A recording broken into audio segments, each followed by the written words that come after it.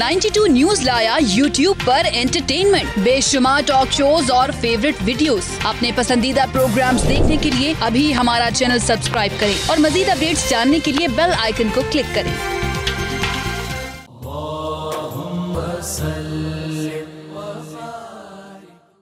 اللهم صل على سيدنا ومولانا محمد صاحب التاج والمعراج والبراق والعلم دافع البلاء والوباء والقحط والمرض والألم، اسمه مكتوب مرفوع مشفوع منقوش في اللوح والقلم، سيد العرب والعجم، اسمه مقدس معطر مطهر منور في البيت والحرم، شمس الضحى بدر الدجى صدر العلا نور الهدى كهف الورى مصباح الظلم، جميل الشيم شفيع الأمم صاحب الجود والكرم، والله عاصمه وجبريل خادمه والبراك مركبه والمعراج سفره، وفوق سدرة المنتهى مقامه، وقاب قوسين مطلوبه والمطلوب مقصوده والمقصود موجود، سيد المرسلين خاتم النبيين شفيع المذنبين أنيس الغريبين رحمة للعالمين، راحة العاشقين مراد المشتاقين، شمس العارفين سراج السالكين مصباح المقربين، محب الفقراء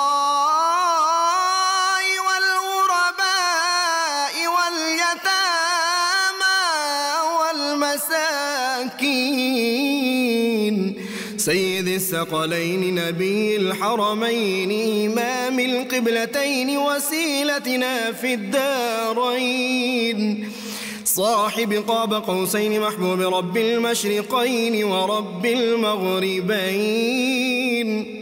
جد الحسن والحسين مولانا ومولى الثقلين، سيدنا أبي القاسم محمد بن عبد الله، نور من نور الله، يا أيها المشتاقون بنور جماله، بلغ العلا بكماله، كشف الدجى بجماله، حصنت جميع خصاله، صلوا عليه وآله وأصحابه وسلموا تسليما،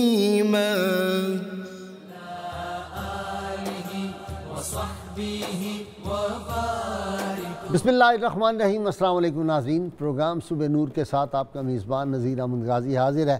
ناظرین کرام، حضرت ابو انیس محمد برکت علی صاحب رحمہ اللہ کی مشہور تالیف اسماء النبی الکریم صلی اللہ علیہ وآلہ وسلم سے ایک اسم مبارک پڑھنے کی سعادت حاصل کر رہا ہوں۔ سیدنا اہل اللہ صلی اللہ علیہ وآلہ وسلم، ہمارے سردار اللہ والے درود و سلام بھیجے اللہ آپ صلی اللہ علیہ وسلم، آپ کی آل پاک اور آپ کے صحابہ کرام پر۔ سیدنا انس بن مالک رضی اللہ عنہ سے روایت ہے کہ حضور نبی کریم صلی اللہ علیہ وسلم نے ارشاد فرمایا، بے شک لوگوں میں سے بعض لوگ اللہ والے ہوتے ہیں جو معرفت الہی سے آشنا ہوتے ہیں۔ صحابہ کرام رضوان اللہ علیہم اجمعین نے عرض کیا، یا رسول اللہ صلی اللہ علیہ وآلہ وسلم، اللہ والوں کی کیا نشانی ہے؟ آپ صلی اللہ علیہ وآلہ وسلم نے فرمایا اللہ والوں کی نشانی یہ ہے کہ جب ان کو دیکھا جاتا ہے تو اللہ یاد آ جاتا ہے، اور ایسے لوگ قرآن پاک میں غور و فکر کر کے قرآنی تعلیمات پر عمل کرتے ہیں اور اپنی دنیا اور آخرت کو سنوارتے ہیں۔ ناظرین کرام، آج ایک ایسی ہستی پاک کا ذکر کر رہے ہیں جنہوں نے اپنا سب کچھ سید عالمین صلی اللہ علیہ وسلم پر قربان کر دیا، اور پوری دنیا سے انہوں نے اس بات پہ ٹکر لے لی اور ساری کفر کی طاقتیں اکٹھی ہو کر اور اس دور میں ان کے مقابلے پہ آ گئی، لیکن ان کے پائے استقلال میں کوئی لغزش نہیں آئی۔ سیدہ پاک سیدۃ النساء سیدہ فاطمہ الزہرا رضی اللہ تعالی عنہا نبی کریم صلی اللہ علیہ وسلم کے پاس تشریف فرما ہیں، اور یہ وصال پاک سے چند لمحات پہلے کی بات ہے کہ اللہ کے محبوب صلی اللہ علیہ وسلم اپنی چشمان مبارک کو بند کیے ہوئے اللہ کے ذکر میں محو تھے کہ اچانک سیدہ پاک نے ان کے چہرہ انور کو دیکھا اور یہ شعر پڑھا ابیض یستسقی الغمام بوجہہ سمال الیتامی عصمۃ للارامل۔ ترجمہ یہ ہے کہ آقا کریم صلی اللہ علیہ وسلم کے حسین چہرے کے صدقے نزول باران کی دعا کی جاتی ہے، بلا شبہ آپ یتیموں کے والی اور بیواؤں کے لیے جائے امان ہے۔ جو ہی سیدہ پاک کے لب اقدس سے یہ شعر نکلا تو سید عالمین صلی اللہ علیہ وسلم نے اپنی چشمان مبارک کو کھولا، تبسم فرمایا اور یوں گویا ہوئے میری بیٹی یہ تو میرے چچا جان کا شعر ہے، میرے چچا جان سیدنا ابو طالب کا شعر ہے۔ ناظرین کرام، یہ چچا جان جو تھے انہوں نے نبی کریم صلی اللہ علیہ وسلم کا کس طرح ساتھ دیا تھا۔ 77 سال کی عمر کا ایک بزرگ 3.5 سال شیب ابی طالب کی اس گھاٹی کے اندر ہے اور ساری رات جاگ کر پہرا دے رہے ہیں کہ کہیں نبی عالمین صلی اللہ علیہ وسلم تک کافروں کا کوئی ہاتھ نہ پہنچ جائے، اور پھر جگہ بدلتے ہیں رات بھر، کبھی یہاں لٹاتے ہیں کبھی ادھر لٹاتے ہیں، پھر ان کی جگہ پہ اپنے بیٹے علی المرتضیٰ کو یا دوسرے بیٹوں کو لٹاتے ہیں۔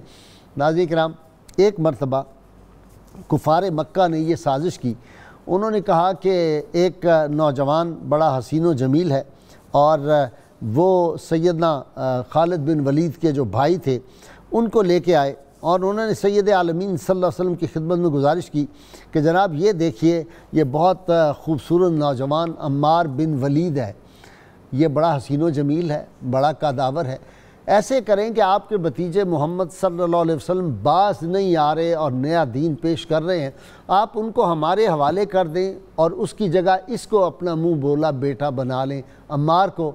تو سیدنا ابو طالب نے جو جواب دیا تاریخ میں سنہرے حروف سے لکھنے کے قابل لکھا ہوا ہے، اور 14.25 صدیوں کے بعد بھی آج اسی لیے ان کا نام زندہ ہے۔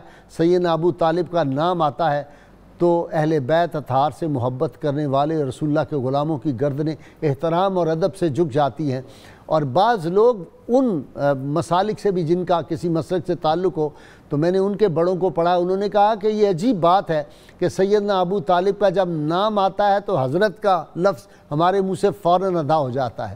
تو سیدنا ابو طالب جو تھے انہوں نے جتنی وفا، جتنی قربانی، جتنا انہوں نے نبی کریم صلی اللہ علیہ وسلم کے ساتھ جان نثاری اور جان سپاری جو تھی وہ کی، اس کی تاریخ عالم میں مثال نہیں ملتی آپ صلی اللہ علیہ وسلم کو بچپن سے، اور محبت کا یہ عالم تھا کہ اس وقت تک کھانا نہیں کھاتے تھے جب تک آپ صلی اللہ علیہ وسلم آ کر دسترخوان پر بیٹھ نہیں جاتے تھے۔ ناظرین کرام، جب کفار نے یہ کہا کہ ان کی جگہ ہم آپ کو عمار حوالے کرتے ہیں، خوبصورت نوجوان، تو انہوں نے مسکرا کے جواب دیا، کہا تم نے کبھی دیکھا ہے کہ کوئی اونٹنی کسی غیر کے بچے کو دودھ پلا دے؟ میاں محمد صاحب رحمۃ اللہ علیہ کا ایک شعر اس موقع پہ مجھے یاد آ گیا، میاں صاحب میرے بزرگوں میں سے ہے، انہوں نے فرمایا کہ جس دل اندر عشق سمانا اس نہیں مڑ جانا، پاویں سونے ملن ہزارہ اسا نہیں یار وٹانا۔ حضور سید عالمین صلی اللہ علیہ وسلم سے سیدنا ابو طالب کی جو محبت تھی وہ بے مثال بھی تھی اور لازوال بھی تھی، اور آج کے دور میں بھی اس کی مثالیں دی جاتی ہیں۔ اور چچا اور بھتیجے کی یہ محبت، کسی نے بڑا خوبصورت صاحبزادہ لطیف ساجد چشتی کا ایک شعر مجھے یاد آ رہا ہے، ان کا جب وفاداروں کی فہرست کو دیکھوں ساجد، سامنے آتا ہر ایک بار ابو طالب ہے۔ اور کسی نے کہا تھا کہ طواف خانہ محبوب رات بھر کرنا عظیم تر ہے، یہ پہرا تیرا ابو طالب۔ اور وہ کیا فرماتے تھے؟ میری نظروں سے میرے پیارے کو دیکھے نہ کوئی، میلی نظروں سے میرے پیارے کو دیکھے نہ کوئی، ساری دنیا کو یہ اعلان ابو طالب ہے۔ سیدنا ابو طالب نے سید عالمین صلی اللہ علیہ وسلم سے وہ کیسی محبت کی ہے۔ سین حرم ہو، مکہ کی گلیاں و بازار ہوں، دعوت ذوالعشیرہ ہو، شیب ابی طالب کے مصائب و علام ہو، ناظرین کرام، وفا کا کوہ صفا سیدنا ابو طالب اس بڑھاپے کی عمر میں سائے کی طرح نبی کریم صلی اللہ علیہ وسلم کے ساتھ ہیں۔ اور پھر قصیدہ لامیہ جو ہے یہ ادب کا شہپارہ سمجھا جاتا ہے، اور سید عالمین صلی اللہ علیہ وسلم کی جیسی خوبصورت نعت انہوں نے کہہ دی ہے۔ اسی لیے علامہ شارستانی رحمۃ اللہ علیہ نے جو ابھی شعر میں نے آپ کے سامنے پڑھا تھا عربی کا، جب ان کے سامنے یہ شعر آیا تو علامہ شارستانی نے فرمایا کہ ان کے ایمان کے لیے یہ دلیل ہی کافی ہے۔ ان کا قصیدہ لامیہ ان کے ایمان کی دلیل ہے۔ وہ نکاح خاں جس نے اللہ کے محبوب اور سیدہ ختیجۃ الکبریٰ کا نکاح پڑھوایا، اور جو الفاظ شروع کیے وہ اللہ کے نام سے، بسم اللہ سے وہ الفاظ شروع کیے۔ ناظرین کرام، آج ہم سعادت حاصل کر رہے ہیں اس لازوال بے مثال ان جاں سپاریوں، ان جاں وفائیوں، اس وفا شعار چچا جان کی آج ان کا ذکر پاک کر رہے ہیں۔ اور اس میں میرے ساتھ جو شریک گفتگو ہیں میرے اسکورات، جناب مفتی فاروق القادری صاحب، آپ واقف ہیں مفتی صاحب سے، اور ان کے ساتھ تشریف فرما ہے روحانی شخصیت اور کالم نگار پیر قمر شکور احمد صاحب ہیں، اور کراچی یونیورسٹی میں کراچی اسٹوڈیو میں آج پہنچے ہوئے ہیں۔ کوئی نہیں یار، کراچی یونیورسٹی بھی ہے، وہاں بھی جاتے ہوں گے شہیدی صاحب۔ علامہ محمد امین شہیدی صاحب آج کراچی پہنچ گئے ہیں۔ وہ علامہ صاحب کا کراچی پہنچنے مجھے یاد آیا، وہ کہتے ہیں کبھی شاخ و سبزہ و برگ پر، کبھی غنچہ و گل و خار پر، میں چمن میں چاہے جہاں رہوں، میرا حق ہے فصل بہار پر۔ کبھی پشاور، کبھی اسلام آباد، کبھی کراچی۔ علامہ صاحب ویلکم، بہت شکریہ، ماشاءاللہ آپ کراچی پہنچے ہوئے ہیں۔ اللہ جی، سلامت رکھے آپ کو۔ اور ناظرین کرام، آخر میں آپ کو نعت سنواؤں گا، بڑا خوبصورت نعت خوان، بڑی خوبصورت آواز کا حامل، اور بالکل اپنے دل کی گہرائیوں سے جو نعت خوان ہے، اور وہ آج منقبت پیش کرے گا سیدنا ابو طالب کی خدمت اقدس میں۔ میری مراد محمد صغیر نقشبندی ہے۔ اب تینوں کا بہت بہت شکریہ، علامہ صاحب کا شکریہ میں نے ادا کر دیا۔ مفتی صاحب، سیدنا ابو طالب۔ بسم اللہ الرحمن الرحیم۔ شیخ بطحا، سردار قریش، بے مثل فہیم و عقیل، حضرت ابو طالب حضور علیہ السلام کے محبوب ترین چچا، جن کی خدمات کو ساری امت تا قیامت سلام تحسین پیش کرتی رہے گی۔ سبحان اللہ۔ حضرت ابو طالب چونکہ نبی اکرم صلی اللہ علیہ وسلم کے والد گرامی کے سگے بھائی تھے، سگے چچا تھے، اس وجہ سے بہت زیادہ قربت اور گہری محبت اپنے بھتیجے ہمارے آقا و مولا صلی اللہ علیہ وسلم سے فرماتے تھے۔ سبحان اللہ۔ بلکہ آپ کے دادا محترم کا جب وصال ہوا تو بلکہ اس سے بھی قبل اگر ہم بوقت ولادت دیکھیں تو روایت میں ہے کہ جب حضور کی ولادت ہوئی تو دادا محترم نے حضور کو گود میں لے کر خوشی کا اظہار کرتے ہوئے حضرت ابو طالب کے گود میں دے کر فرمایا کہ میں اپنا یہ بیٹا تمہارے سپرد کرتا ہوں۔ یہ جملے ارشاد فرمائے۔ اس میں بھی رمز تھا کہ آنے والے وقت میں میرے اس پوتے کی خدمت اور اس کے ساتھ ساتھ اس کے تمام تر محافظت کی ذمہ داری آپ کے سپرد ہوگی۔ اس کے بعد حضرت عبد المطلب کے حکم پر حضور علیہ السلام کی ولادت کی خوشی میں 3 دن تک جو اہل مکہ اور مسافروں کے لیے کھانے کا اہتمام کیا گیا، وہ ساری کی ساری ذمہ داری حضرت ابو طالب کے سپرد تھی۔ آپ نے وہ سارا اہتمام کیا، تمام اہل مکہ اور مسافر اور آنے جانے والوں کو کھانا کھلایا۔ حضرت ابو طالب کا گھر وہ گھر ہے جو سب سے پہلا مرکز دعوت توحید بنا۔ کوہ صفا پر آپ نے قریش کو دعوت دی، انہوں نے مسترد کی، پھر حضور نے حضرت علی کو بلایا، فرمایا اپنے گھر میں کھانے کا اہتمام کرو۔ حضرت آپ کا اشارہ دعوت ذوالعشیرہ کی طرف ہے۔ حضرت علی چونکہ اس وقت رہتے تھے اپنے والد گرامی حضرت ابو طالب کے پاس، تو سب سے پہلے جو دعوت توحید کے لیے قریش کے لیے کھانے کا اہتمام ہوا حضرت ابو طالب نے کیا، بھرپور اہتمام کیا، اور وہاں نبی اکرم صلی اللہ علیہ وسلم نے تشریف لا کر توحید پر دلائل دیے۔ تو سب سے پہلے جو توحید کی آواز اٹھی کسی کے گھر سے، دار ارقم سے بھی قبل، تو وہ دار ابی طالب تھا۔ ابو لہب نے جب اعتراض کیا اور کچھ سخت الفاظ کہنے کی کوشش کی آپ صلی اللہ علیہ وسلم کی شان کے خلاف، تو سیدنا ابو طالب کھڑے ہو گئے تھے، انہوں نے کہا اپنی زبان بند رکھو، ایک لفظ مت کہنا۔ یہ وہی پیغام دے رہے ہیں جو جناب موسیٰ علیہ السلام دیتے آئے۔ جی بالکل۔ جی پیر صاحب، آپ کا ذوق کچھ روحانی معاملات کا بھی ہے۔ قسام ازل نے چن لی، حلیمہ سعدیہ بھی چن لی گئی، سیدنا ابو طالب 10 چچا جان تھے، ان میں سے انہی کو کیوں چنا؟ جی بسم اللہ الرحمن الرحیم۔ آپ کے یوم ولادت کی نسبت سے آج یہ تقریب اس چینل میں منعقد ہو رہی ہے، اور آپ اس سعادت کو سمیٹ رہے ہیں اپنے دامن میں، ہمیں بھی اس میں شامل کیا آپ نے۔ اللہ تعالیٰ آپ کو ہدیہ تبریک پیش کرتے ہیں، جزائے خیر عطا فرمائے۔ یہ ایسی اللہ تعالیٰ کی تقسیم ہے کہ جس کو خاص سمجھنے کی ضرورت ہے۔ حضرت ابو طالب، جناب حضرت عبد المطلب کا جب وقت وصال آتا ہے تو آپ حضور صلی اللہ علیہ وآلہ وسلم کو اپنی آغوش میں بٹھائے ہوئے ہیں اور سینہ ایتھر پہ لٹکائے، جی سینہ ایتھر پہ لٹائے ہوئے ہیں، اور یہ حرم کی بات میں اچھا حرم کی بات، ہاں آپ کے باقی سب چچا جو ہیں وہ موجود ہیں، تو آپ حضور فرماتے ہیں کہ اے میرے پیارے بیٹے محمد، اگر میں صلی اللہ علیہ وآلہ وسلم کسی دور دراز سفر پہ جا رہا ہوں اور تمہیں ساتھ نہ لے جا سکوں تو تم اپنے ان چچاؤں میں سے کس کی آغوش میں رہنا پسند کرو گے؟ تو حضرت رسالت مآب صلی اللہ علیہ وآلہ وسلم اپنے دادا جان کی گود سے اترتے ہیں اور جناب حضرت ابو طالب کی آغوش میں آ کے بیٹھ جاتے ہیں۔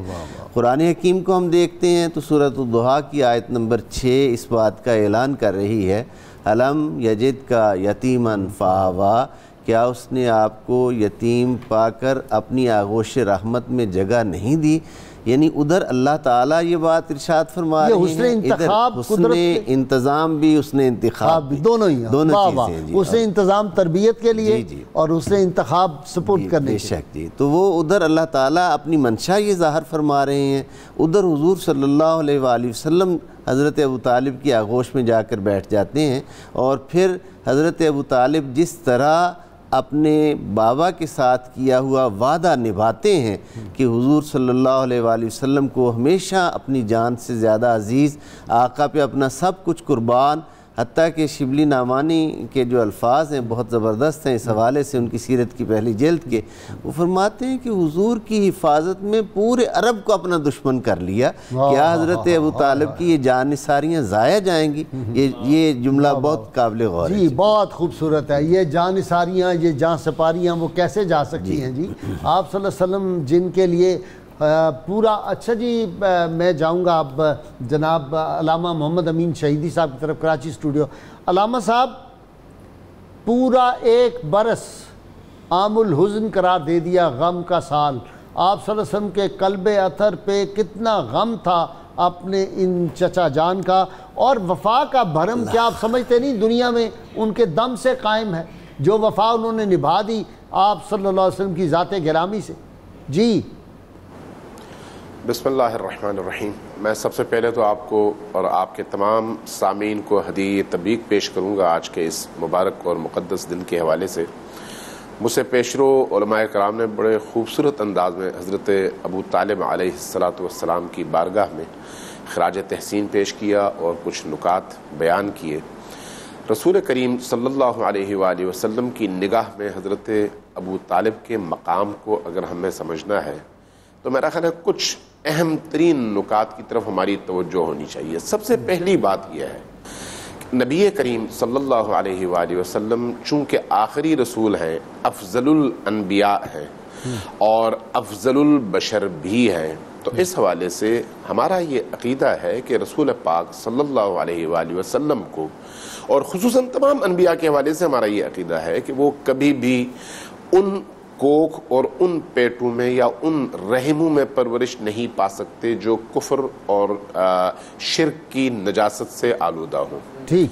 رسول پاک یا باقی انبیاء کو ان طاہر اور مطہر اسلاب میں سے منتقل ہو کر آنا چاہیے. اس لیے ہمارے ہاں زیارت ناموں میں جو ہم ان ہستیوں کی بارگاہ میں پڑھتے ہیں، خصوصاً اہل البیت کی بارگاہ میں، ایک جملہ بڑا معروف ہے اور یہ اہل البیت سے ہم تک پہنچا ہے.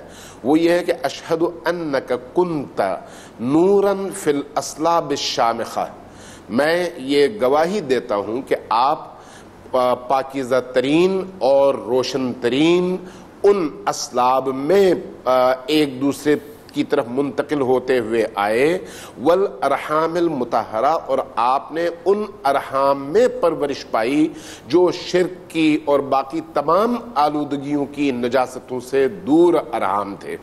لم تنجس کل جاہلیت بانجاسہا، جاہلیت کی کوئی ایسی شکل جس کو آپ نجس کہہ سکیں اس نے آپ کی ذات اقدس کو چھوا بھی نہیں ہے. جب ہم اس اعتبار سے دیکھتے ہیں تو رسول کریم کے یہ چچا جن کو حضرت ابو طالب کہا جاتا ہے، حضرت عبداللہ کے حقیقی بھائی ہیں. حضرت عبد المطلب کے 10 فرزند تھے، ان 10 میں سے یہ جو 2 بھائی تھے حضرت عبداللہ اور حضرت ابو طالب، یہ دونوں ایک ہی ماں سے 2 سگے بھائی تھے، اور باقی بھائی سب جو ہیں باقی ماؤں سے تھے چونکہ کئی ان کی زوجات تھیں. تو اس اعتبار سے یہ 2 بھائی، ان کی نسل سے آنے والوں کو سابق کے حوالے سے بھی اگر دیکھا جائے تو ان کو ان پاکیزہ ترین ارحام میں پرورش پانا چاہیے. اہل البیت کی ان روایات اور ان جملوں کے مطابق کہ انبیاء کے ایک دوسرے کے بعد منتقل ہوتے ہوئے پاک ارحام سے محمد عربی صلی اللہ علیہ وآلہ وسلم تک نوبت آئے. تو اس لیے ہم یہ سمجھتے ہیں کہ نبی کریم صلی اللہ علیہ وآلہ وسلم کا پورا خاندان پہلے حضرت ابراہیم کی نسل سے چونکہ ہے، اس لیے وہ مشرک نہیں تھا بلکہ پورا خاندان ہی مسلمان تھا چونکہ وہ ان کی اولاد میں سے ہے. علامہ صاحب کوئی ثبوت ایسا تاریخ میں نہیں ملتا کہ سیدنا ابو طالب نے آپ صلی اللہ علیہ وسلم کے اعلان نبوت، اظہار نبوت سے پہلے بھی کبھی بت پرستی کی ہو. وہ دین ابراہیمی پہ تھے. بالکل جی میں یہی عرض کرنا چاہ رہا ہوں. بالکل آپ نے درست نشاندہی فرمائی کہ کوئی تاریخ میں کوئی ایسا ثبوت نہیں ہے کہ ایک لمحے کے لیے بھی حضرت ابو طالب نے یا خود حضرت عبداللہ نے یا حضرت عبد المطلب نے کسی بت کے سامنے سر جھکایا ہو. یہ خود دلیل ہے کہ یہ تمام ذوات مقدسہ حضرت ابراہیم کے دین پر قائم تھے اور اسی سلسلے کو لے کر آگے بڑھ رہے تھے. اور دوسری چیز جس کی طرف آپ نے شاید اشارہ بھی کیا، مجھے یاد نہیں پڑتا، کہ خود نبی کریم کا نکاح حضرت خدیجہ سے حضرت ابو طالب نے پڑھا ہے، اور اس خطبے میں خطبے نکاح کا آغاز جب ہوتا ہے تو بسم اللہ الرحمن الرحیم سے ہوتا ہے. خود یہ بسم اللہ الرحمن الرحیم سب سے بڑی دلیل ہے کہ وہ اللہ کے بندے تھے اور اللہ کی معبودیت کے مقر اور اقرار کنندہ تھے، کسی لات حبل کے پرستار کبھی بھی نہیں رہے. اور تیسری بات، خود نکاح کا پڑھنا، ایک کافر اور مشرک کبھی بھی کسی مسلمان کا نکاح نہیں پڑھ سکتا.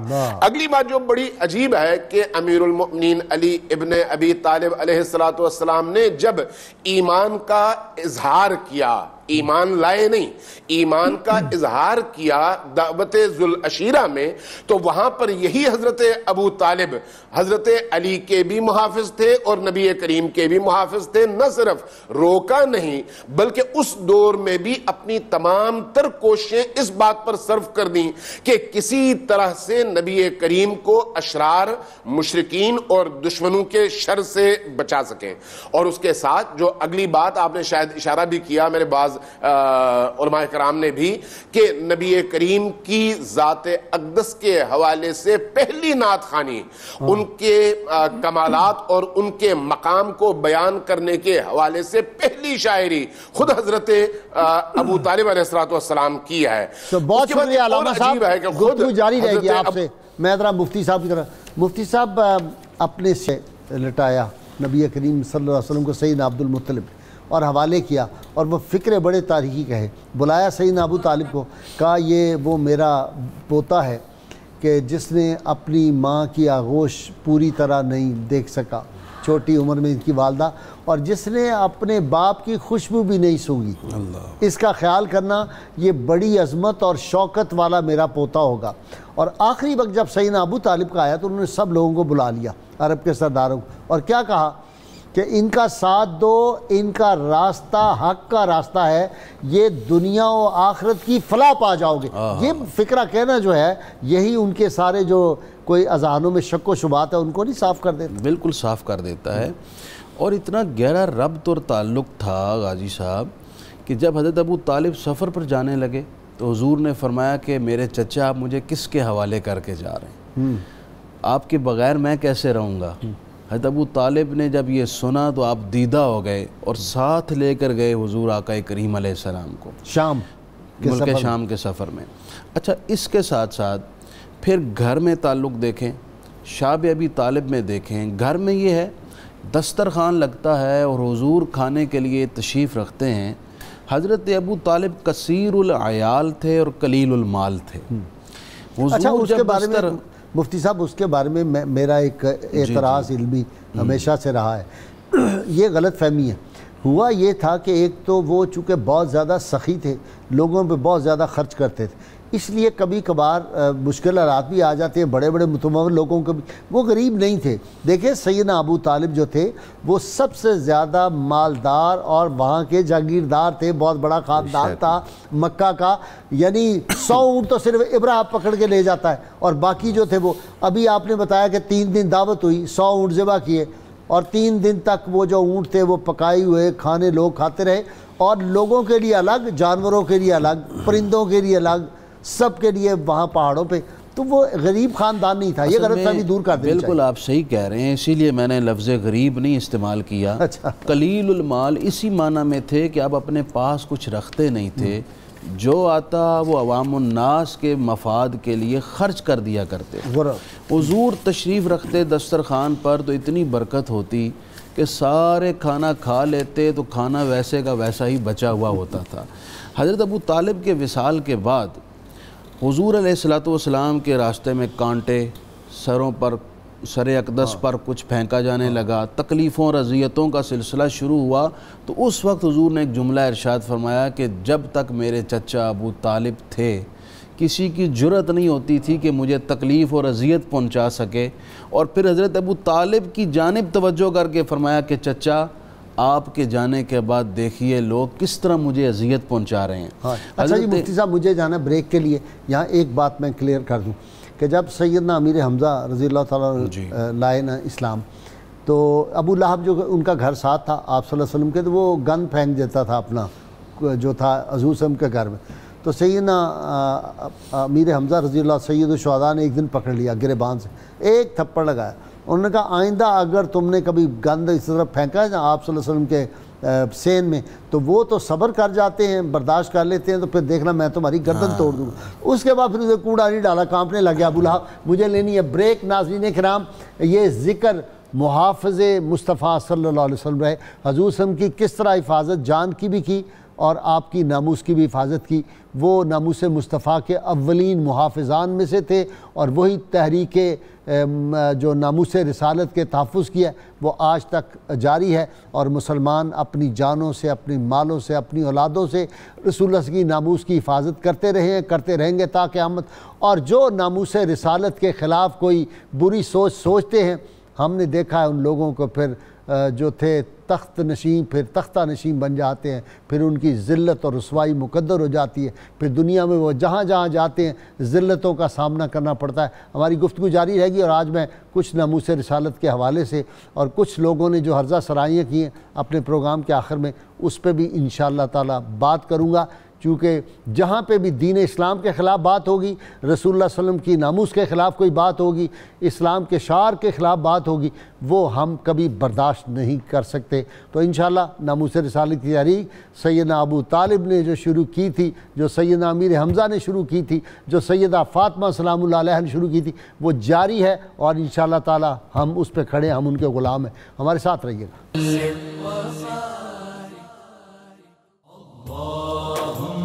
ویلکم بیک ناظرین اکرام، کچھ کالر حضرات میرے ساتھ ہیں ہمارے ناظرین میں سے۔ جی السلام علیکم۔ السلام علیکم۔ وعلیکم السلام ورحمۃ اللہ، جی فرمائیے۔ جی ندیم حسین نجم شاہکوٹ سے عرض کر رہا ہوں سر۔ جی ندیم صاحب سوال فرمائیں۔ ہاں سر، میں پہلے تو آپ کو بہت بہت مبارک ہو کہ آپ نے اتنا خوبصورت موضوع جو ہے وہ جناب علی آپ نے چنا ہے، اللہ تعالیٰ آپ کو سلامت رکھے ہمیشہ۔ سر دوسری بات میں عرض یہ کرنا چاہ رہا ہوں کہ جب نبی کریم صلی اللہ علیہ وآلہ وسلم کی پیدائش مبارک جب ہوتی ہے تو آپ کے خاندان مبارک کا کیا ذریعہ معاش تھا سر، میں اور خصوصاً جناب ابو طالب رضی اللہ تعالیٰ عنہ کے بارے میں؟ ٹھیک ہے جی، پتہ کر لیتے ہیں۔ اور نیکسٹ دیں جی کالر۔ جی السلام علیکم۔ وعلیکم السلام۔ السلام علیکم۔ وعلیکم السلام ورحمۃ اللہ۔ جناب محمود الحسن عابد بات کر رہا ہوں کسووال سے۔ کسووال محمد حسین تھے، وہ حافظ محمد حسین تھے کسووال۔ محمد حسین کی بات آپ نے چھیڑ دی، اللہ آپ کو سلامت رکھے۔ 92 کے حوالہ سے بھی، اور یہ آپ نے پروگرام کمال کا شروع کیا ہے، سلامت رہیں آپ۔ بڑی مہربانی۔ دوسری بات یہ ہے کہ جب بھی ہم اسٹیج پر ذکر ابو طالب علیہ السلام کی بات شروع کرتے ہیں تو علماء ذی وقار ہمیں روک لیتے ہیں، ہمیں ہماری سرزنش کرتے ہیں، ہمیں عجیب عجیب باتیں کرتے ہیں، ہمیں برا بھلا کہتے ہیں۔ اللہ ان کو سمجھ عطا فرمائے، انشاءاللہ کرتے ہیں، اس پہ بات کرتے ہیں۔ جی جی جی بہت شکریہ۔ جی مفتی صاحب پہلا سوال، کفالت کا عرصہ تقریباً 44 سے 47 سال ٹھیک ہے، آپ صلی اللہ علیہ وسلم کی خدمت کرنے کا شرف حضرت ابو طالب کو حاصل ہوا۔ 40 سے 47 سال 44 سے 47 سال تک نہیں، یعنی 3 سال آپ کہہ رہے ہیں یا عمر مبارک آپ صلی اللہ علیہ وسلم کی بیان کر رہے ہیں آپ؟ نہیں، میں حضرت ابو طالب نے جو حضور علیہ السلام کی خدمت کا شرف حاصل کیا، وہ 47 سال تقریباً 47 سال بنتی۔ جی اپنا پیر صاحب پیدائش کے وقت ذریعہ آپ کے ذریعہ معاش مفتی صاحب نے بہت خوبصورت بات کی تھی، تجارت کی، شام کے سفر کی تجارت، اور مویشی مویشی بہت زیادہ تھے، اونٹ بہت زیادہ تھے، ہزاروں کی تعداد میں اونٹ تھے، بکریاں تھی، اور تجارت تھی، یہ دو چیزیں تھیں۔ جی بڑا خاندان تھا۔ اس بات کو وہ جو ہمارے بعض نعت گو شاعروں نے وہ کر دیا نا، آپ کی بات کو نا جی میں ایک عرض کرنا چاہتا ہوں، جو آپ نے بہت ایک خوبصورت بات کی، مال وہاں جڑتا ہے جہاں مال کے ساتھ محبت ہو، جہاں مال سے محبت نہ ہو، اللہ کی راہ میں قربان کرنے کا جذبہ، وہاں مال جمع نہیں ہوتا۔ ذکر ابو طالب پہ ذرا وہ کہہ رہے ہیں کہ بعض اوقات کچھ لوگوں کی پیشانیاں شکن آلود ہو جاتی ہیں، اللہ ان کو سمجھ عطا فرمائے۔ میں علامہ امین شہیدی صاحب نے ایک بہت خوبصورت بات کہی، میں اس پہ ایک جملہ صرف ایک آیت قرآن حکیم کی چھوٹی سی اس کی تائید میں عرض کرتا ہوں۔ ارشاد رب العزت ہے، انما المشرکون نجس، بے شک مشرکین نجس ہیں، ناپاک ہیں۔ جو نجس اور ناپاک لوگ ہوں گے انہیں طیب و طاہر رسول کی امانت کبھی تفویض نہیں کی جائے گی، کیونکہ یہ دوسری آیت اس کی اور تائید کر رہی ہے، وَإِن تَعْدُّ الْأَمَانَاتِ إِلَىٰ أَهْلِهَا، اپنی امانتوں کو اہل لوگوں کے سپرد کرو۔ سبحان اللہ۔ یہ جو ذات ہمیں حکم دے رہی ہے، وہ ذات اپنی کائنات کی سب سے بڑی امانت کو کن ہاتھوں میں دے رہی ہے؟ وہ اس کے پسندیدہ ہاتھ ہیں، وہ اس کے جو ناپاک ہاتھ نہیں ہو سکتے۔ سبحان اللہ۔ اور پھر ان کی اہلیہ کو سیدہ فاطمہ بنت اسد رضی اللہ تعالیٰ عنہا کو نبی کریم صلی اللہ علیہ وسلم اپنی والدہ فرمائیں، ان کے لیے اپنی چادر عطا فرمائیں، ان کے گھر میں رہیں، ایک دسترخوان پہ بیٹھ کے ان کے ساتھ کھائیں، تو یہ کیسے ہو سکتا ہے؟ ایک اور بہت خوبصورت جو اس حوالے سے بات ہے، حضرت جابر بن سمرہ رضی اللہ تعالیٰ عنہ کی یہ حدیث صحیح مسلم میں ہے، آپ فرماتے ہیں کہ سرکار دو جہاں صلی اللہ علیہ وآلہ وسلم فرماتے ہیں، مکہ کی ایک گلی میں ایک پتھر لگا ہوا ایک دیوار میں، جب میں اس کے پاس سے بچپن میں گزرتا تھا وہ مجھے سلام کیا کرتا تھا۔ جس رسول معظم کو پتھر، شجر، حجر پہچانتے ہیں، جن کی آغوش میں وہ پرورش پا رہے ہیں، وہ ان کی عظمت سے کیسے بے خبر ہو سکتے ہیں؟ اور یہ کہیں کہ یہ وہی ہستی ہے جن کا ذکر پہلی کتابوں میں بھی ہے۔ میں وہ شعر جو ہے وہ پڑھنا چاہتا ہوں جس میں یہ بات انہوں نے کی ہے، الم تعلموا انا وجدنا محمدن صلی اللہ علیہ وسلم نبیا کموسیٰ خط فی اول الکتب، یعنی کیا لوگ نہیں جانتے کہ ہم نے حضرت محمد صلی اللہ علیہ وسلم کو اسی طرح سچا نبی پایا ہے جس طرح پہلی کتب میں حضرت موسیٰ علیہ السلام کی نبوت پر گواہی موجود ہے۔ اچھا، اب آپ نے بہت خوبصورت ایک اشارہ دیا اور یہ شعر بھی آ گیا، اشعار حضرت ابو طالب نہ صرف حضور صلی اللہ علیہ وآلہ وسلم پسند فرماتے تھے بلکہ صحابہ کرام کی زبان پر بھی جاری رہتے تھے۔ میں دو باتیں ضروری عرض کرنا چاہتا ہوں۔ وہ سیدنا عباس والی بات سنانے لگے؟ میں عرض کرتا ہوں، ایک تو یہ ہے کہ یہ مدینہ منورہ میں جو قحط پڑا، صحیح بخاری کی حدیث ہے، تو ایک اعرابی صحابی حاضر ہوئے اور کہا ہم ہلاک ہو گئے مال۔ اچھا، وہ دعائے بارش ہوئی، یعنی دستے مبارک اٹھے ہیں تو باران رحمت کا نزول شروع ہو گیا، ایک ہفتہ بارش ہوتی رہی۔ اب میں نے اس پہ تھوڑا سا غور کیا تو ایک جملہ میرے ذہن میں آیا کہ یہ بارش نظام فطرت کے تحت نہیں تھی، یہ مانگی گئی تھی، یہ رکنی تب تھی جب رکنے کے لیے ہاتھ پھر اٹھتے تھے۔ اور پھر ایک ہفتے کے بعد صاحب اہل اللہ سے، اہل نظر آپ جیسے جو لوگ ہیں ان سے سنا ہے، خاص صوفیاء سے، کہ اگر بارش نہ ہوتی ہو نا تو یہ وظیفہ بھی ہے، یہ شعر پڑھا جائے۔ بے شک۔ اچھا، وہ ایک ہفتے کے بعد وہ پھر حاضر ہوئے کہ حضور بارش جو ہے اس کو روک دیجئے، ہمارے مکان یہ رحمت جو ہے ہمارے لیے زحمت بن رہی ہے۔ آقا اتنے خوش ہوئے کہ آپ کے دندان مبارک جو ہیں وہ ظاہر ہوئے اور فرمایا کون ہے جو مجھے میرے چچا کے اشعار سنائے، اور پھر حضرت مولا علی مرتضیٰ نے اٹھ کر یہی اشعار، یہ شعر جو آپ نے پڑھا یہ آپ نے سنایا۔ اب یہ اشعار کیسے صحابہ کے ذہنوں میں گردش کرتے تھے؟ شہید بدر حضرت عبیدہ بن الحارث جو ہیں رضی اللہ تعالیٰ عنہ، بدر کے شہید ہیں آپ، یہ پہلے ہی مرحلے میں حضرت امیر حمزہ، حضرت مولا علی، حضرت عبیدہ گئے۔ اب ان کو یہ زخمی ہوئے، ٹانگ کٹ گئی، اور زخمی حالت میں حضور کی خدمت میں جب لایا گیا تو یہ عرض کرتے ہیں کیا میں شہادت سے محروم رہا؟ حضور علیہ السلام نے فرمایا نہیں، تم شہید ہو۔ آقا کے قدموں پہ بوسہ لیا اور کہا کاش آج ابو طالب دیکھتے کہ جو انہوں نے وہ شعر کہا تھا اس شعر کا مصداق میں ہوں، حق میں نے ادا کیا ہے۔ وہ شعر یہ ہے، وَنُسْلِمُهُ حَتَّى نُسَرَّعَ حَوْلَهُ وَنَذْهَلُ عَنْ أَبْنَائِنَا وَالْحَلَائِلِ، اللہ کے گھر کی قسم ہے مشرکو تم جھوٹ کہتے ہو، ہم حضور صلی اللہ علیہ وآلہ وسلم کو تمہارے حوالے کر دیں گے جب تک ہماری لاشیں ان کے ارد گرد نہ پڑی ہوئی ہوں، اور یہ جملہ بہت اہم ہے، ہم اپنے بچوں اور بیویوں سے بھی ان کے لیے بے پرواہ ہو جاتے ہیں، یعنی ہم ان کی حفاظت جب کرتے ہیں تو ہمیں اور کوئی دوسرا یاد نہیں رہتا۔ ابھی ارشاد پاک نہیں فرمایا تھا لا یؤمن احدکم حتی اکون احب الیہ من ولدہ، اس سے پہلے عملی تفسیر یہ ہے، پہلے پیش کر دی عملی تفسیر۔ یہ وظیفہ رہا ہے صحابہ کا، حضور کا سننا اشعار حضرت ابو طالب، تو یہ کسی اور کا ایسا کلام ہے تاریخ میں جو محبوب ہو اس قدر زیادہ، تو یہ محبوب کلام کو سند ہے۔ ابن اسیر نے، علامہ صاحب، علامہ امین شہیدی صاحب، ابن اسیر نے لکھا ہے کہ قصیدہ لامیہ جو ہے 7 معلقات سے بڑھ کے جو ہے ادب کی دنیا میں شاپارہ ہے۔ کوئی شک نہیں، کوئی شک نہیں۔ دیکھیں حضرت ابو طالب جہاں پر قریش کے ہاں اپنی دولت، اپنے خاندانی نسب اور شرافت اور اپنے اثر و رسوخ کے اعتبار سے ایک بڑی جانی پہچانی اور قداور شخصیت تھی، وہیں پر علم و فضل کے اعتبار سے، وہیں پر اپنے اثر و رسوخ کے اعتبار سے، اپنی علمی کمالات اور معنویت کے اعتبار سے اس مقام پر تھے کہ لوگ ان کی طرف توجہ دیتے تھے اور ان کی گفتگو کو ایک فکری، علمی، نظریاتی گفتگو کے طور پر بڑی غور اور فکر کے ساتھ سنتے بھی تھے۔ اس لیے چاہے وہ قصیدہ لامیہ ہے، چاہے ان کے باقی اشعار ہیں، اس وقت دیوان ابو طالب کے طور پر ہمارے پاس دیوان موجود ہے، وہ دیوان آپ جب پڑھتے ہیں تو وہاں پر ظاہر ہے یہ دور وہ دور ہے جب ابھی قرآن کے نزول کا سلسلہ شروع ہوا تھا، اس کے بعد کا دور نہیں ہے کہ قرآن سے الہام لے کر آپ بہت ساری چیزیں بیان کرتے ہیں۔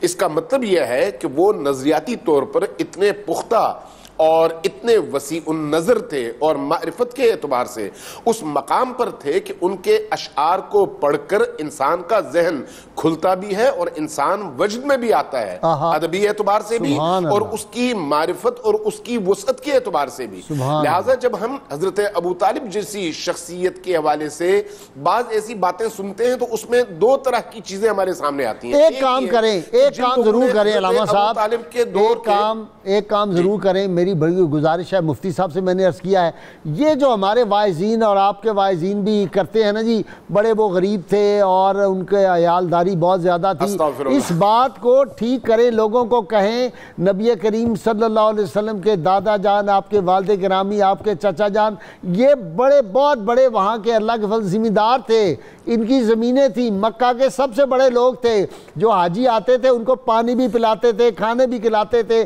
ان کی ضرورتیں بھی پوری کرتے تھے، ہر وقت غریبوں کی مدد کرتے تھے۔ یہ غریبوں والا کہاں سے نکال لیا؟ مجھے سمجھ نہیں آتی کہ جی وہ دائیاں آئیں اور وہ غریب اور یتیم چھوڑ کے، یہ قدرت کا حسن انتظام بھی تھا، حسن انتخاب بھی تھا، یہ آپ بھی لوگوں کو سمجھائیں اپنے۔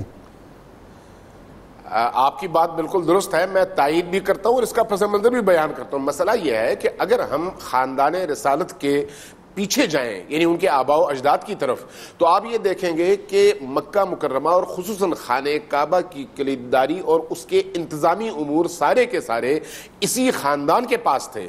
اور آپ کو پتا ہے کہ کعبہ اس وقت جو ہے تمام تر موحدین کا بھی مرکز ہوا کرتا تھا اور اہل شرک نے بھی اپنے بت رکھے ہوتے تھے، یعنی دونوں چیزیں تھیں، لیکن ان سب کا محور و مرکز یہ خاندان تھا۔ جو خاندان تمام اطراف کے قبائل کی تمام تر توجہات کا مرکز ہو، وہ غریب اور فقیر نہیں ہوتا، پہلی بات تو یہ ہے۔ اور دوسری بات یہ ہے کہ حج کے ایام میں اس خاندان کا جب دسترخوان بچتا تھا تو ارد گرد سے آنے والے تمام فقراء اور تمام غریبوں کا پیٹ بھرتا تھا، لوگ غریب لوگ اسی لیے وہاں پر آیا کرتے تھے کہ انہیں کچھ نہ کچھ اس خاندان کے در اقدس سے ملے گا۔ لہٰذا یہ جو اس طرح کی غلط فہمیاں پیدا کی گئیں، یہ بعد میں امویوں نے زیادہ سے زیادہ اس پر کام کیا، اور اس میں امویوں نے جب کام کیا تو اس میں ان کے پیش نظر جو دو باتیں تھیں وہ یہ تھیں کہ کہیں ایسا نہ ہو کہ نبی کریم کے مقابلے میں جن امویوں کے آباء و اجداد نے مقابلے میں اپنے آپ کو بڑا کرنے کی کوشش کی، وہ چھوٹے پڑ جائیں اور اس خاندان کی عظمت سامنے آئے۔ اس لیے اس خاندان کو کبھی غریب بنانے کی کوشش کی، کبھی ان کی ہستیوں کے حوالے سے ان کو کافر ثابت کرنے کی کوشش کی۔ غازی صاحب میں بھی ایک دو باتیں ذرا جلدی سے کہہ دوں۔ ایک تو یہ کہ جب آپ پہلے شاعر دربار رسالت ہیں، ایک شعر آپ کا جسے ابن حجر اسقلانی نے آپ کا کہا ہے، شک لہو من اسمی لیجل لہو فذو العرش محمود وہذا محمد۔ آپ دیکھیں فراست اور قلبی ایمان کی کتنی بین یہ دلیل ہے۔ حضرت ابو طالب کہتے ہیں کہ اللہ نے اپنے نام سے مشتق کر کے اپنے حبیب کا نام بنایا۔ اللہ کا نام ہے محمود اور اس کا مادہ اشتقاق ہے حمد، اور اسی سے اپنا نام محمود بنایا اور اسی سے اپنے حبیب کا نام محمد بنایا۔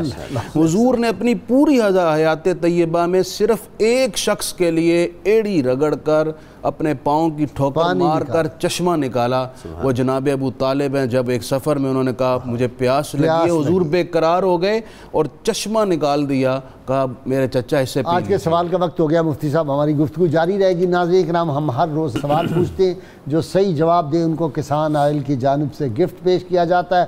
آج کا سوال، حضرت سیدنا ابو طالب کا اصل نام کیا تھا؟ اور جو گزشتہ سوال ہم نے آپ سے پوچھا تھا، سیدنا عبداللہ بن عمر بن حرام رضی اللہ عنہ کا تعلق قبیلہ بنو سلمہ سے تھا۔ خوش نصیب حضرات جنہوں نے سب سے پہلے جواب دیے، محمد افضال بیگ لاہور، محمد زین فیصل آباد، محمد ابراہیم قصور، محمد اختر بورے والا، حاجی محمد منور چکوال، خلیل احمد کاموں کی، حاجی احمد رزاق میاں والی، محبوب احمد لیا، محمد اعظم نوشہرہ، ریاض احمد سائیوال، محمد اعظم بھٹی شیخو پورہ، غزالہ جبین صاحبہ کراچی۔ آپ سب کو انشاءاللہ گفٹ آپ کے پہنچا دیے جائیں گے۔ جی ناظرین کرام، ٹائم ہو گیا کتاب الشفا سے نسخے کا۔ پہلے میں عرض کر دوں، پھر جو میں نے شروع میں کہا تھا ایک دو باتیں آپ سے آج بہت ضروری کرنی ہیں۔ ناظرین کرام، کتاب الشفا سے نسخہ ہے رشتوں میں رکاوٹ کا روحانی علاج۔ 7 دن تک روزانہ 313 بار سورہ آل عمران کی آیت نمبر 9 پڑھ کر اللہ سے دعا مانگی جائے تو اللہ تعالیٰ غیبی مدد سے رشتوں میں رکاوٹ کو ختم فرما دیتے ہیں، مناسب رشتوں کا اہتمام ہو جاتا ہے۔ شرط یہ ہے کم از کم 11 مرتبہ کوئی بھی درود پاک جو آپ کو آتا آپ ضرور پڑھیں۔ سیدنا علی مرتضیٰ شیر خدا کرم اللہ وجہ الکریم ارشاد فرماتے ہیں جو شخص اللہ کی دی ہوئی نعمتوں کو لوگوں پر خرچ کرنے میں ہاتھ کشادہ رکھتا ہے تو وہ ان نعمتوں کو زوال سے محفوظ کر لیتا ہے۔ ناظرین کرام، پاکستان میں کچھ ایسے ہی حالات کل سے لوگ مجھے بہت زیادہ ای میلز بھی کر رہے ہیں، میسیج بھیج رہے ہیں، کہہ رہے ہیں کہ وہ آپ نے جو ابابیلوں والا خواب دیکھا تھا 2-3 مرتبہ تو وہ خواب پورا ہو گیا۔ میں صرف یہ کہنا چاہتا ہوں، ایک شعر پتہ نہیں کیوں میرے ذہن میں آج آ رہا ہے کہ قتال جہاں معشوق جو تھے مرکد ہیں پڑے ان کے سونے، یا مرنے والے لاکھوں تھے یا رونے والا کوئی نہیں۔ لوگ اس بات کو نہیں سمجھتے تھے، میں بار بار کہتا تھا، اور کل پھر ایک اس شخص نے، ایک سابق صوبائی وزیر نے ہرزہ سرائی کی ہے۔ یہ وہی شخص ہے، میں کہنا چاہتا ہوں اہل فیصل آباد، خدا کا خوف کرو اس کو ووٹ دینے سے پہلے، یہ سوچو یہ وہی آدمی ہے۔ پھر اسی شخص نے پنجاب اسمبلی میں کھڑے ہو کے کہا تھا میں نعت نہیں پڑھنے دوں گا پنجاب اسمبلی میں۔ اللہ کے فضل و کرم سے پھر نعت پڑھی گئی، جو رسول اللہ کے دیوانے تھے وہ کھڑے ہو گئے اور نعت آج تک پڑھی جاتی ہے۔ پھر یہی شخص تھا جس نے اب کل اتنی بڑی گستاخی کر دی کہ جی فلاں لیڈر کے لیے جو آدمی نکلے یہ حج سے زیادہ بڑا کام ہے۔ یہ براہ راست وہ ادارے جن کو اس پہ ایکشن لینا چاہیے، میں الیکشن کمیشن کے حضرات سے بھی کہوں گا یہی ایک بات کافی ہے ڈسکوالیفیکیشن کے لیے۔ کیا وہ وطن جو نبی کریم صلی اللہ علیہ وسلم کے نالین پاک کے تصدق میں حاصل کیا گیا تھا، وہاں پہ ایسے لوگوں کو منصب دیے جائیں؟ یہ ہے زوال کی وجہ۔ جب لوگ پوچھتے ہیں مجھے کیوں نکالا، تو اس وجہ سے نکالا کہ نبی کریم صلی اللہ علیہ وسلم کے گستاخ جو اپنی بغلوں میں چھپائے ہوئے تھے اس کی سزا پھر یہ ملتی ہے۔ اسی لیے میں کہا کرتا تھا کہ جناب تمہیں خبر نہیں شاید کہ دین حق کا چراغ ہوائے تند کے باوصف جلتا رہتا ہے، وزارتوں کے مقدر پہ ناچنے والوں وزارتوں کا مقدر بدلتا رہتا ہے، بدلا کہ نہیں۔ صبح کے تخت نشی شام کو مجرم ٹھہرے، اور ہم نے پل بھر میں نصیبوں کو بدلتے دیکھا۔ نصیب اس طرح بدلتے ہیں، میں نے سابق وزیر اعظم کے منہ پہ جامع نعمیہ میں کہا تھا اللہ کے واسطے نبی کریم صلی اللہ علیہ وسلم کی ناموس سے بے وفائی نہ کرنا، ورنہ کائنات کی ہر شے بے وفائی کرے گی۔ وہی ادارے، وہی پولیس والے، وہی سارے لوگ ہیں، اور سب بدل گیا، سارا نقشہ بدل گیا ہوا ہے۔ اس لیے کہ پھر جو نبی کریم صلی اللہ علیہ وسلم سے بے وفائی کرتا ہے پھر ان کا انجام کیا ہوتا ہے۔ جو لوگ یہ کہیں، جن کی حکومت کے لوگ کہیں کہ ہم نے رسول اللہ صلی اللہ علیہ وسلم کے گستاخوں کو چھٹی دی، ہم نے ان کو حفاظت میں ملک سے بھگا دیا، اور جو رسول اللہ صلی اللہ علیہ وسلم کے عشاق تھے ان کو ہم نے تختہ دار پہ چڑھا دیا، یہ ہمارا کریڈٹ ہے۔ جو لوگ یہ کہیں کہ جناب ہماری آئیڈیل، وہ مجھے شرم آتی ہے یہ بات کہتے ہوئے کہ ہماری آئیڈیل، ایک حکمران کی بیٹی کہے کہ میری آئیڈیل جو تھی وہ شرمین چنائے تھی، ملالہ تھی، پھر اس کے نتائج دیکھ لیتے ہیں۔ میں اس وقت کہتا تھا کہو کہ میری آئیڈیل سیدہ خدیجہ الکبریٰ ہے، سیدہ فاطمہ سلام اللہ علیہ ہے، ام المومنین سیدہ عائشہ صدیقہ، ان کو آئیڈیل بناؤ۔ یہ آئیڈیل جب بناتے ہیں تو پھر یہی انجام ہوتے ہیں۔ اور اسی لیے میں کہتا تھا اسی باعث تو قتل عاشقاں سے منع کرتے تھے، اکیلے پھر رہے ہو یوسف بے کارواں ہو کر۔ لوگوں اس بات پہ کوئی خوشی کا اظہار نہیں ہے، یہ مقام عبرت ہے۔ اس بات کو سوچیں جو نبی کریم صلی اللہ علیہ وسلم سے لوگ بے وفائی کرتے ہیں، جو آپ صلی اللہ علیہ وسلم کی ناموس کے حوالے سے ہرزہ سرائیاں کرتے ہیں، اور آنکھ رکھتا ہے تو دریا کی طغیانی پہ نہ جا، ہم نے دریاؤں کو چڑھ چڑھ کے اترتے دیکھا۔ ناظرین کرام، اللہ تعالیٰ سے دعا ہے اللہ تعالیٰ ہمیں حضور رحمت عالمین صلی اللہ علیہ وسلم کی غیر مشروط محبت اور لامحدود وفاداری نصیب فرمائے۔ اللہ تعالیٰ پاکستان کے دشمنوں کو تباہ و برباد فرمائے، اور اللہ تعالیٰ پاکستان کی حفاظت فرمائے۔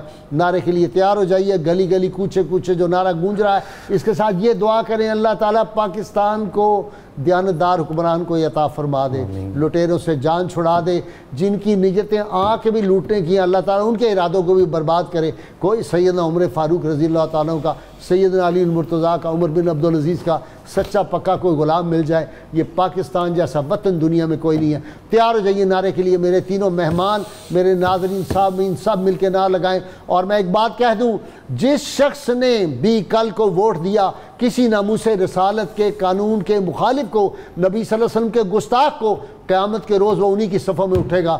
دیکھ لو اپنی آخرت آپ نے کس کے ساتھ کرنی ہے, غازی المدین شہید کے ساتھ, بلال حبشی کے غلاموں کے ساتھ, سیدنا اویس کرنی کے غلاموں میں, یا غازیوں کے ساتھ کرنی ہے, یا کسی اور گستاخ کے ساتھ کرنی ہے. زندگی بڑی مختصر ہے. میں تو اپنا فریضہ سر انجام دے رہا ہوں. تیار ہو جائیے نعرے کے لیے. پاکستان کا مطلب کیا؟ لا الہ الا اللہ محمد رسول اللہ صلی اللہ علیہ وسلم. جی جناب صغیر نقشبندی صاحب منقبت. رسول پاک کے غم خوار ہیں حضرت ابو طالب. رسول پاک کے غم خوار ہیں حضرت ابو طالب. قرارِ حیدر کرار ہیں حضرت ابو طالب. وہ پہلے نعت خواہ اصحاب میں ہے کملی والے کے. وہ پہلے نعت خواہ اصحاب میں ہے کملی والے کے. سراپا جذبہ ایثار ہے حضرت ابو طالب. رسول پاک کے غم خوار ہیں حضرت ابو طالب. امی بن کر امانت آمنہ کی گود میں لے لی. امی بن کر امانت آمنہ کی گود میں لے لی. خدا کے فضل کے حقدار ہیں حضرت ابو طالب. صدا ان کو میسر تھا جمال سرور عالم. صدا ان کو میسر تھا جمال سرور عالم. نبی کی دید سے سرشار ہیں حضرت ابو طالب. گلے باغے بنی ہاشم ہی سارے رحمت عالم. وفادار شہ ابرار ہیں حضرت ابو طالب. اور وفا دیکھو یہ سائن